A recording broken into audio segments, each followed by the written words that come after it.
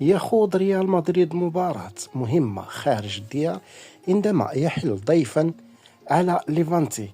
فالمباراة غتكون مساء يوم الثلاثاء على ملعب دي فالنسيا ضمن منافسات الجولة السادسة من الدوري الإسباني 2025-2026.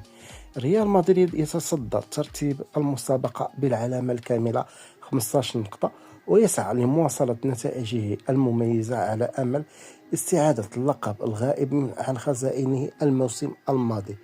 في المقابل حقق ليفانتي انتصارا واحدا في المسابقة، حيث يحتل المركز السادس عشر برصيد 4 نقاط.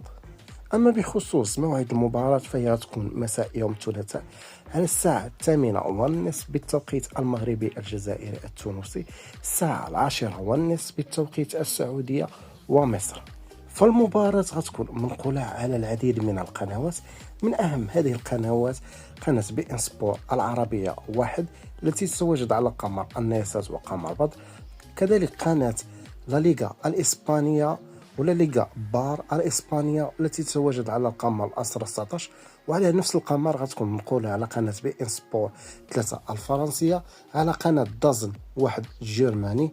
كذلك هذه المباراة غتكون منقولة على قناة 11 سبور 1 البولندية التي تتواجد على القمر الهوتبورت، قناة دازن 1 البرتغالية التي تتواجد على القمر الهيسباسات 30 غرب، كذلك قناة ماكس سبور 4 البلغارية، كذلك قناة نوفا سبور 4 التي تتواجد على قمر تور، وقناة دي جي سبور 1 الرومانية التي تتواجد على القمر تور، وقناة زيغو سبور الهولندية التي تتواجد على القمر الأسرة 23 الشرق. أصدقائي، هادو هما بعض القنوات اللي غتنقل هذه المباراة هذه. تقدر معك لايك بارطاج، إلا مكنتش مشترك فاشترك وفعل زر الجرس باش دايما توصل بالجديد.